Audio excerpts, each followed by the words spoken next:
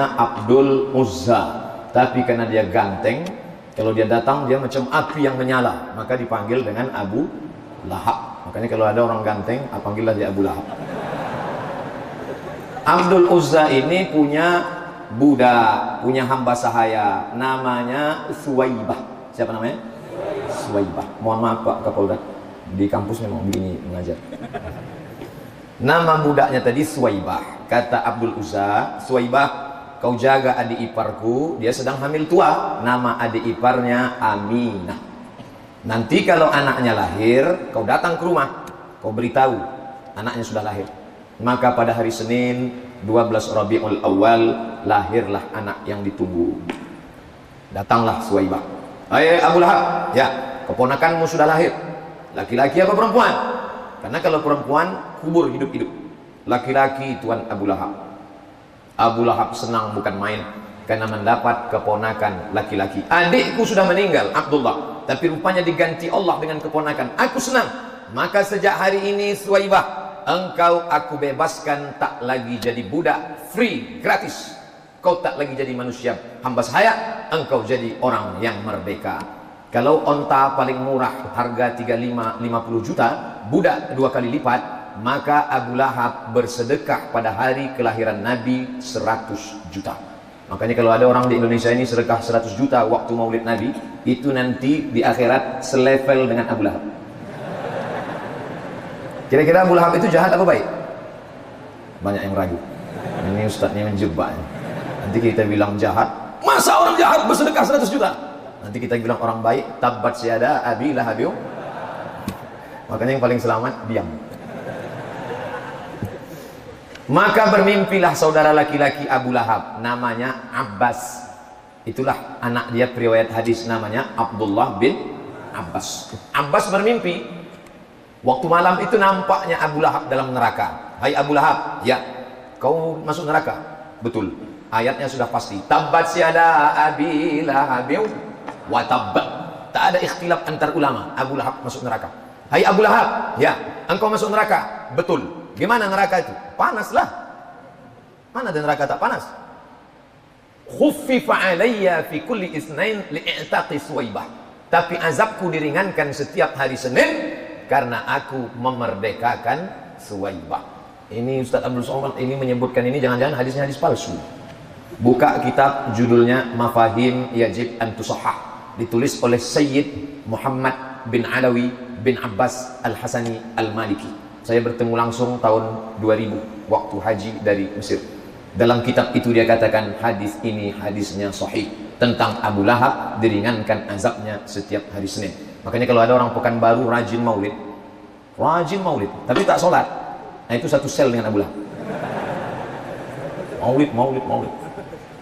Bersyairlah Al-Hafiz Al-Maqdisi, seorang ahli hadis, 6 bait syair. Idza kana hadza kafiran jaa zammuhu tabbat yadahu fil jahim mukhlida ata annahu fi kulli yawmil itsnaini abada yukhaffaf anhu al'adzabu masruran bi ahmada fa kaifa billadzi tula umruhu bi ahmada masruran wa mata muwahhida. Itu hebatnya anak Win. Kalau di tempat lain saya ceramah, saya terjemahkan baru dia ngangguk. Kalau di sini belum saya terjemahkan udah ngangguk.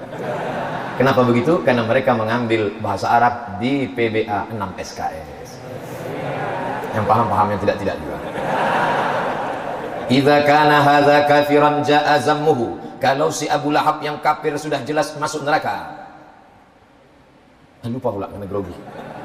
Tabbat yadahu fil jahimi mukhlida, kekal dalam api neraka selama-lamanya. Ata annahu fi kulli yaumil itsnaini abada. Ada riwayat mengatakan setiap hari Senin azabnya diringankan. Yukhaffaf anhul azabu masruran bi ahmada, diringankan azabnya karena gembira menyambut kelahiran Muhammad. Fa kaifa billadzi tula umruhu, bagaimana dengan orang yang sepanjang umurnya bi ahmada masruran wa mata muwahhida, gembira menyambut kelahiran Muhammad dan mati dalam keadaan bertauhid. Lalu apa hubungan UIN dengan maulid? Orang lain maulid 12 Rabiul Awal, UIN jauh lebih awal daripada itu.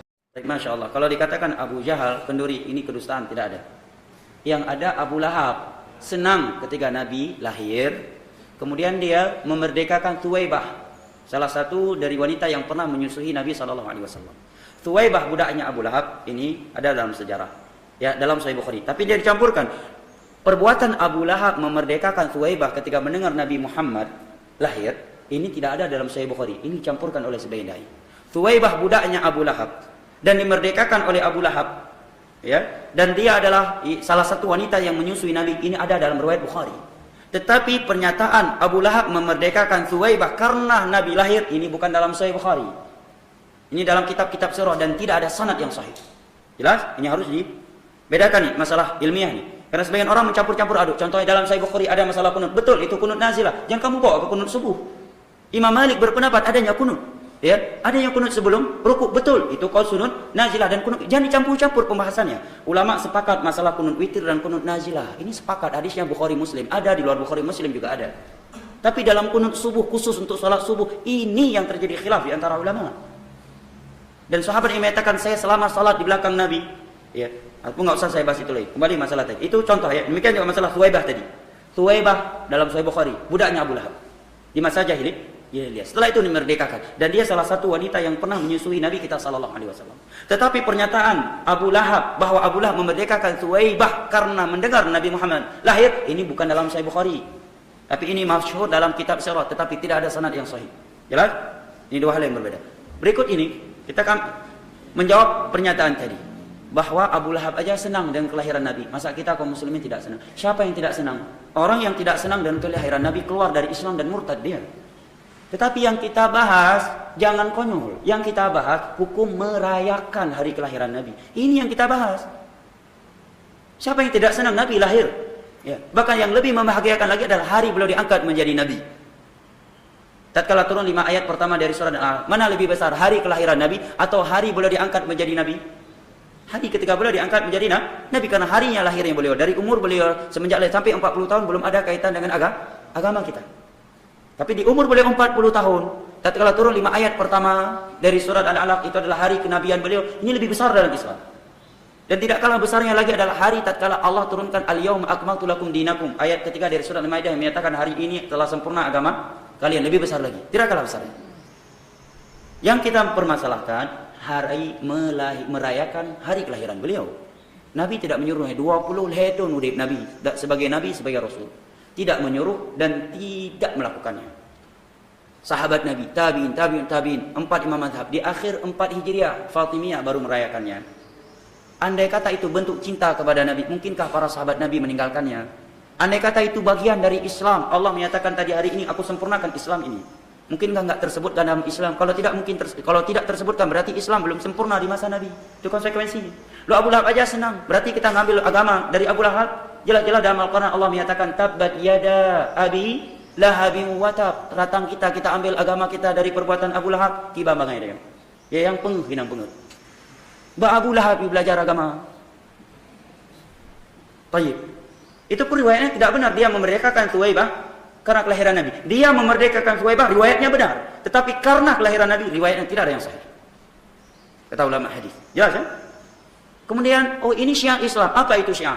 Syiar itu adalah isi Islam, itulah syiar. Segala sesuatu yang bagian dari Islam, itulah syiar. Ada yang perintahkan untuk ditampakkan, ada yang bentuknya tidak ditampakkan.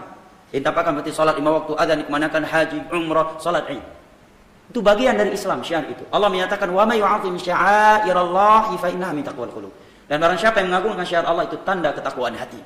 Nah, Islam ini sumbernya mana? Al-Qur'an, hadis dengan pemahaman para sahabat Nabi. Cabang dari itu qiyas, ijma. Nah, maulid sumbernya dari mana? Quran enggak, hadis enggak, para sahabat enggak, tabi'in enggak, tabi'ut tabi'in enggak, 4 mazhab enggak, Imam Bukhari enggak, Imam Tirmidzi enggak, Imam Muslim enggak. Pada akhir 4 Hijriah.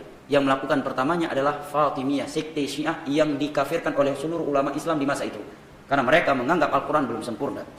Dari Banu Ubaid ingin menandingi orang Nasrani yang sedang merayakan hari kelahiran Nabi Isa alaihissalam.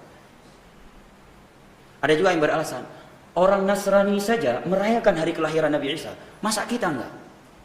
Maka jawabannya jelas, gampang. Berarti Anda ingin belajar agama dari umat Nasrani? Bukan dari Islam? Ya. Jelas-jelas hari merayakan kelahiran Nabi Isa itu bukan dari agamanya Nabi Isa alaihissalam. Andai kata itu bagian dari agama Nabi Isa, agama kita adalah agama Nabi Muhammad, penutup seluruh agama.